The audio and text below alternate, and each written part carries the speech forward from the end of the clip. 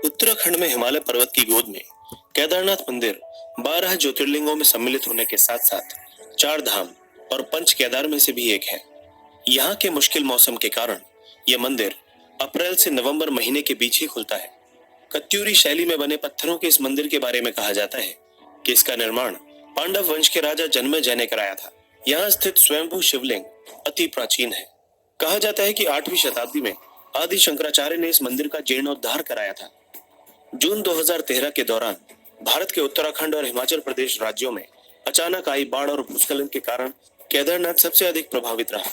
इस ऐतिहासिक मंदिर का मुख्य हिस्सा और सदियों पुराना गुंबद सुरक्षित रहा, लेकिन मंदिर का प्रवेश द्वार और उसके आसपास का इलाका पूरी तरह तबाह हो गया।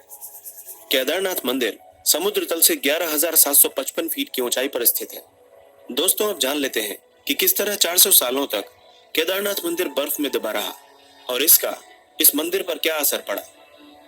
वैज्ञानिकों के अनुसार केदारनाथ मंदिर 400 सालों तक बर्फ में दबा रहा, फिर भी इस मंदिर को कुछ नहीं हुआ। इसीलिए 2013 में आई जल प्रलय के दौरान इस मंदिर के सुरक्षित रह जाने से वैज्ञानिकों को कोई हैरानी नहीं हुई।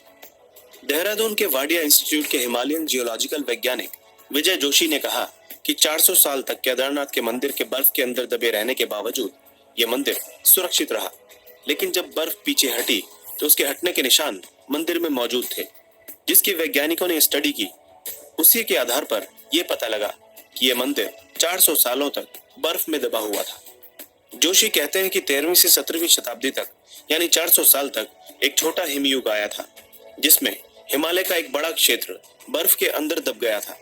पहले माना जाता था कि मंदिर ग्लेशियर के अंदर है, लेकिन रिसर्च से पता चला कि यह मंदिर ग्लेशियर के अंदर नहीं बल्कि बर्फ में ही दबा हुआ था। वैज्ञानिकों के अनुसार मंदिर की दीवार और पत्थरों पर आज भी इसके निशान हैं। ये निशान ग्लेशियर की रगड़ से बने हैं। ग्लेशियर हर वक्त खिसकते रहते हैं। वे न सिर्फ खिसकते हैं बल्कि उनके साथ उनका वजन भी होता है और साथ ही कई चट्टानें भी उनके साथ होती हैं, जिसके कारण उनके मार्ग में आई हर वस्तु रगड़ खाती हुई चली जाती है। जब 400 साल तक मंदिर बर्फ में दबा रहा होगा तो सोचिए मंदिर ने इस ग्लेशियर के बर्फ और पत्थरों की रगड़ को कितना झेला होगा।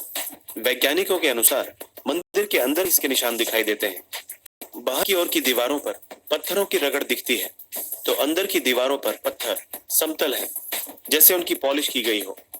एक मत के अनुसार विक्रम संवत 1076 से 1099 तक राज करने वाले मालवा के राजा भोज ने इस मंदिर का निर्माण करवाया था, लेकिन कुछ लोगों के अनुसार यह मंदिर 8वीं शताब्दी में आदि शंकराचार्य ने बनवाया था। बताया जाता है कि मौजूदा केदारनाथ मंदिर के ठीक पीछे पांडवों ने एक मंदिर बनवाया था, लेकिन यह मंदिर वक्त के थपेड़ों की मार नहीं झेल सका। वैसे गढ़वाल विकास निगम के अनुसार भी मौजूदा मंदिर 8वीं शताब्दी में आदि शंकराचार्य ने बनवाया था, यानी छोटे हिमयुग के दौरान, जो कि 13वीं शताब्दी में शुरू हुआ था, उससे पहले ही यह मंदिर बन चुका था। वाडिया इंस्टीट्यूट के वैज्ञानिकों ने केदारनाथ इलाके की लाइकोनोमेट्री डेटिंग भी की। इस तकनीक से शैवाल और उसके कवक को मिलाकर उनके समय का अनुमान लगाया जाता है। इस तकनीक के अनुसार केदारनाथ के इलाके में ग्लेशियर का निर्माण 14वीं सदी के मध्य में शुरू हुआ और इस घाटी में ग्लेशियर बनना 1748 ईस्वी तक जारी रहा, यानी तकरीबन 400 सालों तक। जोशी ने कहा कि सबसे बड़ी बात यह है कि लाखों साल पहले चोराबारी ग्लेशियर के पीछे हटने से केदार घाटी बनी। जब ग्लेशियर पीछे हटते हैं तो वे रोड रोलर की तरह अपने नीचे की सारी चट्टानों को पीस देते हैं और साथ में बड़ी बड़ी चट्टानों के टुकड़े छोड़ जाते हैं। जोशी कहते हैं कि ऐसी जगह पर मंदिर बनाना इंजीनियरिंग का एक अद्भुत नमूना है।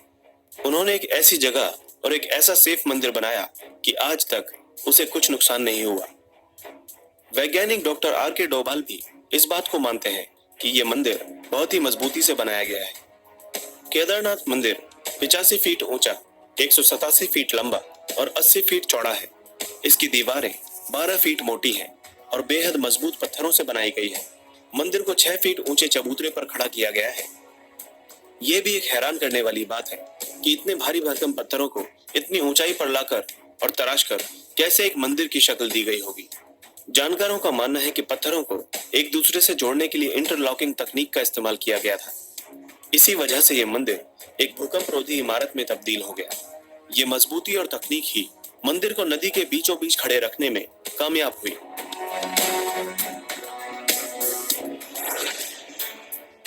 दोस्तों इसी तरह की इंटरेस्ट